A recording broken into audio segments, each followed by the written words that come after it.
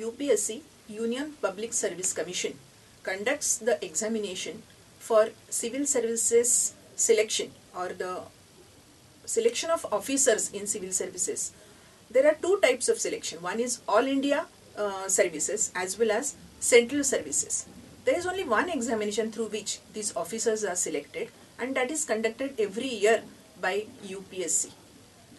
You must be knowing, friends, that actually since 2011 prelim level, that is, there are three levels in UPSC examination. One is prelim, second is main examination, and the third one is the interview, which is a part of main examination. So since 2011 the pattern of UPSC prelim examination has been changed, and now there is one very important paper has been introduced, that is civil services aptitude test. One paper, that is general studies. In the previous pattern actually there were two papers, that is general studies and one optional subject. Since 2011 one more paper I said introduced, that is civil services aptitude test instead of optional subject. General studies is a paper which has various subjects like history, geography, polity, economy, science and technology, mental ability, arithmetic, current events, social issues. And this prelim examination is of objective type. That means it is having one question with 4 alternatives and you have to select one of the alternatives, and of course friends, it is having negative marking scheme also. So in general studies paper there are 100 questions. One question carries 2 marks and therefore it is 200 marks paper, that of general studies. The second paper is CSAT, that is civil services aptitude test, which is very important change which has taken place in UPSC examination, because they want to select very good officers with very good aptitude. So when we say that it is civil services aptitude test, they want to see whether those students or officers have that type of caliber or that type of officer-like qualities. So in this paper, arithmetic, mental ability, decision making, comprehension, English language comprehension, these are the components which are added. So this CSAT paper is having 80 questions and one question carries 2.5 marks and therefore it is 200 marks paper. So total prelim paper is having 400 marks weightage. It is screening test, of course, it is qualifying test, and all over India almost 3 lakh students appear for this examination, and almost 13,000 to 14,000 students are selected or screened through this examination, and they can appear for the main examination. So now in main examination the change has been taken place since this year, that is 2013. This will be the first examination the students will be appearing for this new pattern of the main examination. Now in the previous pattern, main examination was of 2000 marks written plus 300 marks interview. Now in the new pattern it will be 1750 marks written examination and 275 interview. In written examination also the vast change has taken place. That is, in the previous pattern there were 2 optional subjects and 2 general studies papers. In the new pattern there are 4 general studies papers which are compulsory papers, and there is only 1 optional paper students are supposed to give. In new pattern there are 4 general studies papers and each paper carries 250 marks, and therefore 4 papers in all is 1000 marks weightage plus optional paper. Each subject is having 2 papers, 250 marks each, and therefore optional subject is of 500 marks. So written examination is having 4 general studies papers of 1000 marks weightage, 1 optional subject is of 500 marks weightage, and 1 essay having 250 marks weightage. And therefore you have to keep in mind that essay, actually they have increased the weightage of essay. In the previous pattern essay was having 200 marks weightage. Now in the new pattern it is having 250 marks weightage. And for the written examination, if you see, the weightage of the compulsory papers has been increased, whereas the weightage of the optional subject has been reduced, and therefore you have to keep in mind that it is again level playing field, because all the students having different backgrounds, varied backgrounds from various professional fields, they have to actually give this same examination, similar examination, and when actually there were two optional subject papers, it was not level playing field. And therefore the change which has taken place now since 2013 will be really welcoming, because the students will have to prepare for similar papers in this written examination. Now after this will be the interview, which will be having 275 marks weightage. I would like to introduce the syllabus of general studies papers. I said that there will be 4 general studies papers. Paper 1 is having mainly history subjects. The content of this paper, if we see, it is Indian heritage, culture, history of India and world. See friends, even if it is history paper, you have to keep in mind that we are trying to learn the culture, heritage of our country. And here you have to always give the reference of the current events which are going on around you. And therefore you have to use various resources for that. You have to collect the information which is going on around you. You have to learn the role of women organization, issues related to population, development, urbanization, problems related to all these factors. And therefore for this paper, even if it is history paper, culture paper, you have to learn various current issues which are related to these subjects. The second paper, that is general studies paper 2, is having syllabus like constitution, polity, social justice, governance, international relations. But here also, because it is international relations and polity and all, it is 100% current related, and therefore you have to learn the basic concepts of all these subjects, as well as you have to keep the track of the current events which are going on around you. Constitutional comparison of India and other countries, government policies, developmental work, problems of implementation, structure and problem of administration, then transparency, e-governance, bureaucracy, all these things you are supposed to learn in this paper. I said that you have to always keep in mind that current events are very important in this, because e-governance when you consider, or good governance when you consider, all these are the factors which are related to good governance, that is transparency, e-governance and all. And therefore see, whatever cases you can observe, whatever officers or the work you can observe, you can always take the cognizance of that. You can use those case studies or the examples of that, and you can use them in your paper. Various development issues. There are various sections in our country as well as in our state. You can always think about the developed and underdeveloped, the fields or the sections of our society. Here you have to always see what are the problems of those underdeveloped sections of our society. And maybe, for example, Naxalism, terrorism. What is actually the reason behind that? You have to think in this way, and you can take the cognizance of those issues in this paper. The third paper is again economic development, agriculture, technology, biodiversity, environment, disaster management and security. If you go through this paper, you will come to know that mainly technology part is introduced over here. Agro-technology, agroeconomics, science and technology. So here in this paper, various irrigation systems you are supposed to learn in agriculture, various subsidies problem you are supposed to learn, what are the problems of food security, what are the problems of actually food production, storage, transports, etc. As well as now there is one bill which is coming up, that is food security bill. So even if you are learning agriculture, you have to again think of the current events, developments, research which is going on in agriculture. In the same way, in science and technology also, the technology which is coming up, like biotechnology, information technology, nanotechnology, you have to always take the cognizance of that.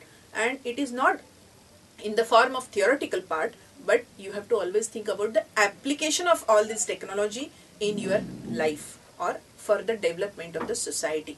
And therefore, in UPSC or MPSC, in any competitive examination which selects the civil servants, here you have to keep in mind that whatever you are thinking about any technology, it should be useful to society. And therefore, whatever you are learning, you have to always learn or think in context of the development of society. And therefore this third paper also I feel is application based, though it shows us the agriculture and science and technology and all. Then the fourth paper is really very important paper, very innovative paper, and all the civil servants as well as the students or the aspirants which are appearing for this examination should welcome this paper, because it contains ethics, psychology, aptitude, attitude, governance, governmental ethics, etc. So see friends, whatever words just now you listen to are really crux of this bureaucracy, and therefore what will be seen in this paper, what will be tested through this paper. In this fourth paper, mainly the factors which will be covered are Indian polity, then secularism, democracy, equality, justice, polity, governance, citizens charter. You will say that these are all the part of polity again. Yes. Why we are considering all these points? Because all the civil servants or the officers, they have to always follow constitution. They have to stick to the constitution when they work in society. When they take any decision, they have to always refer to the constitution. They have to always go through the constitution, and therefore Indian constitution is a bible for them.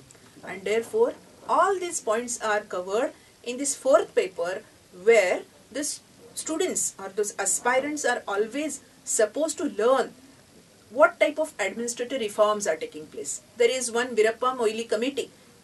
So Virappa Moily Commission has introduced administrative reform report, which says that what type of work, there are 4 reports, and it says that what type of work all these administrators are supposed to do in the society.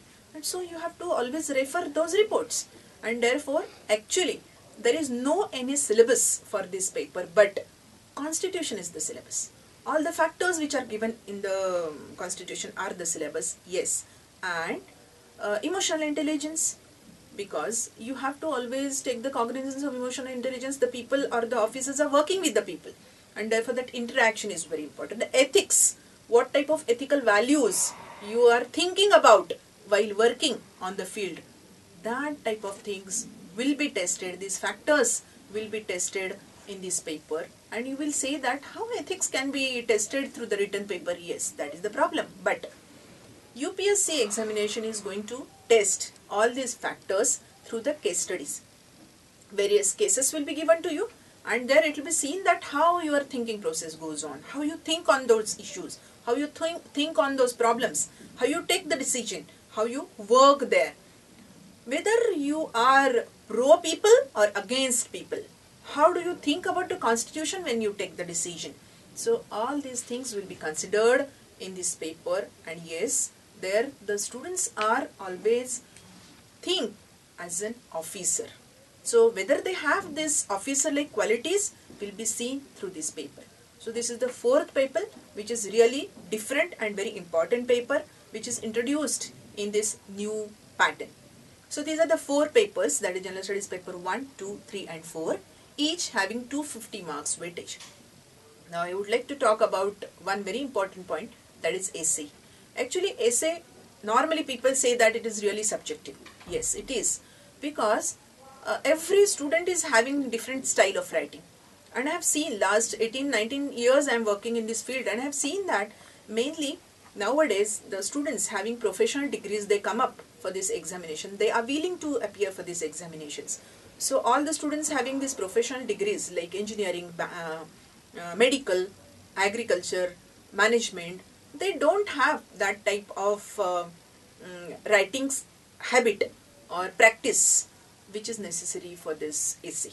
And initially in the previous pattern the weightage was of 200 marks, and now it has been increased to 250 marks, and therefore you have to take efforts for this. So I would suggest you one thing: go for the previous 10 years question papers, do the analysis of those papers, and try to actually analyze them in different 5 to 6 areas. You will find that yes, those topics can be segregated or analyzed into 5 to 6 areas, like for example, globalization, democracy, women-related issues, environment, international politics, relations, science and technology. So see, these are the broad fields I have introduced. Now, we don't know what type of essay will be there or what type of topic will be there. If you try to search the material, if you try to use various resources or the source material, reference material on these areas, if you have a very good material related to the current issues, if you have thought on that, if you have analyzed it, if you have your own opinion on that, then definitely at the time of the exam, any topic comes, you can definitely segregate that under these broad headings and you will be able to write that essay. See friends, through this examination, they want to select the officers, and therefore in written exam, in essay as well as in interview, they want to see your personality. So after this written examination, when the students get selected through this written examination, normally 1:3 ratio is kept at the time of the interview. If they want to select 1000 officers, they normally call 3000 students for the interview. Interview is conducted in Delhi, where you have to appear for the interview in front of a panel. Panel consists of the administrative officers who have almost 40 years experience in this field or in this system, as well as there are people who have worked in the field of art, in the field of literature, or maybe the political science, administration, public administration, sociology, geography, environment, various scientific laboratories. So you can see that the people who are sitting in front of you as a panel are having experience in varied fields. So what they want to see in you? They want to see whether it is officer-like quality material or not. They will ask you the question, but what they will see, they will not actually expect how many questions you could answer. But they will see that whenever you answer the questions, what type of courage you showed, what type of decision making ability you have, what type of thinking process you have, whether you are confident or not, you have the integrity in your personality or not. All these are the factors or the characteristics required in any civil servant. And therefore in this interview, which is having again 275 marks weightage, all these things or the factors will be seen. Students, after giving interview, at the final result, in the final result, the marks of written examination and interview total are calculated, and according to your preference of the cadre and according to your merit in the written and interview marks, you get the post, you get the rank, all India rank, and you get the cadre as well as the post. Here actually, if you see the written examination as well as if you see the interview, I said that UPSC is not the examination of the content, it is the examination of the personality. So here, friends, you have to always keep in mind, you have to always start the preparation of UPSC or MPSC examination right from your school, right from your college.